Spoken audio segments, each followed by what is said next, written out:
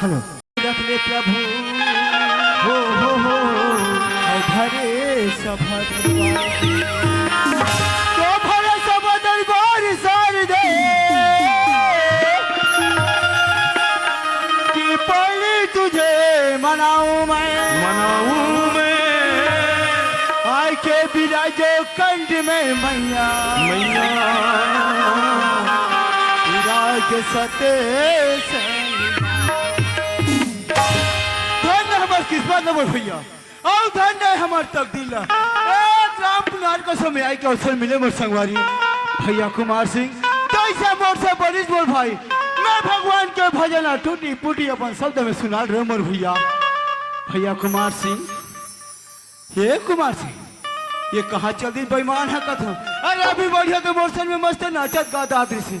अरे कुमार सिंह देखे संगवारी हो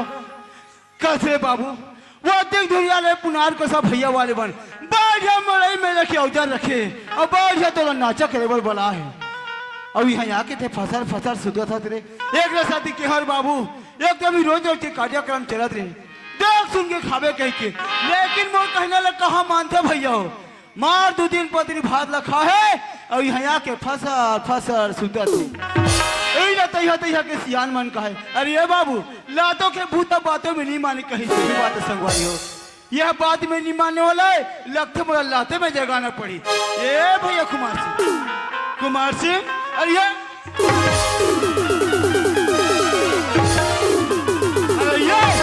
ये काकरा सदर चंदान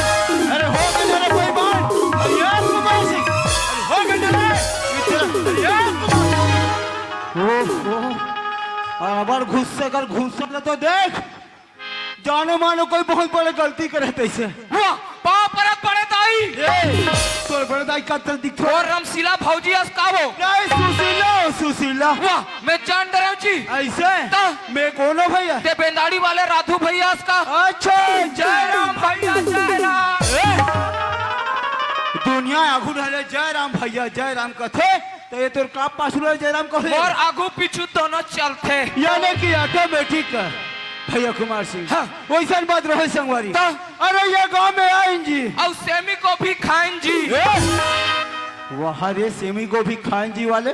जैसा नदी तैसा लखाइन मोल भैया हाँ वैसा बात न है संगवारी अरे ये गांव में आइन और सुंदर गंगा के दर्शन पाइन करते भैया कुमार सिंह जैसा मोर से बरिश मोल भैया मैं टूटे फूटे अपन शब्द में भगवान के भजन सुना रहे कुमार सिंह अब नंबर तोर है बाबू रे नंबर मोर है नंबर तोर है हाँ ये भैया दीदी मन बैठे तोर मुँह ने जोहा थे मोर भाई गाऊ हाँ मोर मुँह माक थूक ही कारे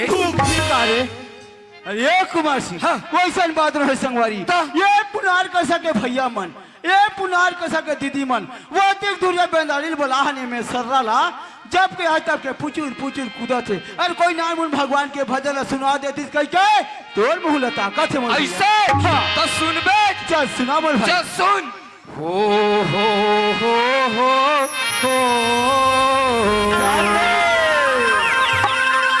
औ ला ला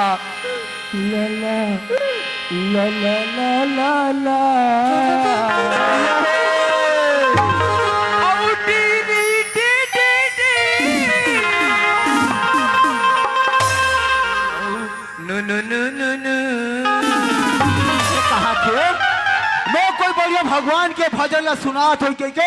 मार हाथ ला जोड़ के वाखिल मुंह के खड़े हो रहे चंडाल नहीं तो अरे मैं सुर धरत रहे हो जी ओला सुर नहीं कहा है ओला सुअर कथे में ऐसे हाँ तते बताना रे महाभारत के सुनबे रामायण के बाप रे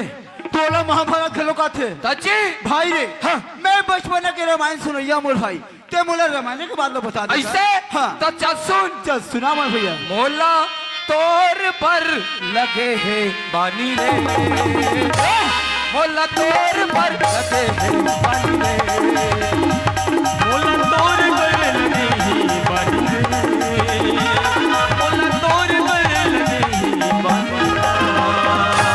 एक बस हाँ ये कौन से कांड के बातें बोल अरण्य कांड के बातें अरण्य कांड की बात है तजी कसरे कुमार सिंह हाँ अरण्य कांड में तुलसीदास कौन जगह लिखे बाबू एल तुलसीदास नहीं लिखे है तो एल कौन लिखे एल गोपेलाल गेंदले लिखे है कहते रामायण ला गोफेलाल के अंदर लिखे रे मैं सर रहा ये बात ना नहीं जाना नहीं जाना मोर भाई जे समय राम अच्छा लक्ष्मण हाँ। और सीता मैया हाँ। तीनों झल्ला मरत ले कट ले बनवास हो गए 14 बरस के बनवास ला दुनिया हजार थे हाँ, अब कहाँ निवास करीस पंचवटी में मोर भाई पंचवटी में हाँ। तहनो डाले रावण के बहनी सुरपनखा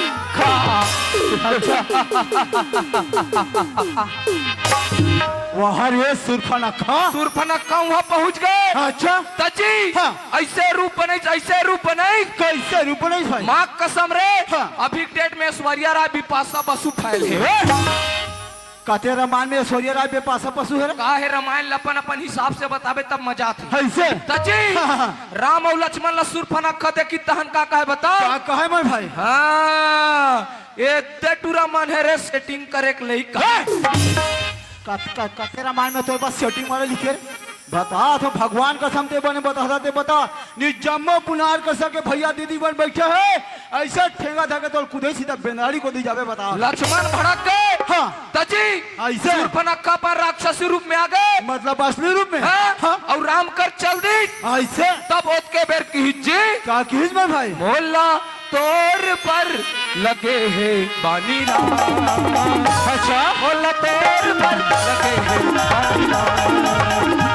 मोला तोर पर लगे है बानी राम मोला तोर पर लगे है बानी राम यही लग कह गए जी का कह गए भाई ही तो सम पुरुष नमो सम नारी और यह संजोग विधि ग्रंथ विचारी तोरा सा पुरुष और मोरा सा नारी दुनिया में नहीं है किन भैया ये दुनिया में नहीं है के मोर भाई वाह भाई कुमार सिंह मैं तो लगता मोर हाथ भी समझत रहे हूँ लेकिन ते तो एक नंबर का टीकाकार निकले कुमार सिंह वाह मोर भाई हमन बड़ा भाग बोले मोर भैया सही बात है भैया। तेरे काम पुनार कसम में आई का अवसर मिले संगवारी हाँ भैया। यही लगे गे मोर भाई का कथे जी अरे बड़ा भाग्य मानुष तन पावा औ दारू ला पी के कुकरी खावा खावा काली पारवाए आज मड़ई दी से काली मिली तो कुकरी वाह रे बायलर के खवैया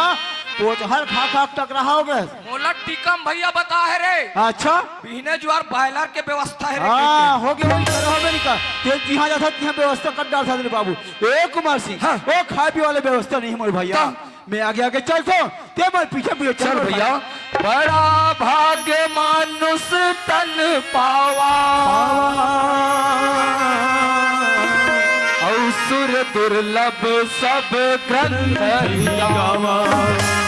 भैया कुमार सिंह हाँ भैया। और 44 योनि ला भुगत के मानुष तन ला पाहन मोर मानुष सवारी तन चोला ला पाहन भैया और हमारे मन के मोर भाग मोर भैया हाँ। भैया कुमार सिंह हाँ। ये गांव के गली अब ये गांव के सियार ऐसे लगा थे संगवारी कैसे लगा थे भैया जैसे मथुरा काशी तीरथ धाम बरोबर लगा तीरथ थे धाम बरोबर लगा थे भैया चल भैया छत्तीसगढ़ महतारी के महिमा के गुण गा लेथन गाले थे संगवारी बोल छत्तीसगढ़ महतारी की जय छत्तीसगढ़ के माटी रे संगी की छत्तीसगढ़ के माटी रे संगी औ जे उपजे सोनहा धान सोना चांदी हीरा मोती मोर धान के कटोरा मोर छत्तीसगढ़ के माटी रे संगी तीरथ धाम लागना मोर छत्तीसगढ़ के माटी रे संगी तीरथ धाम लागना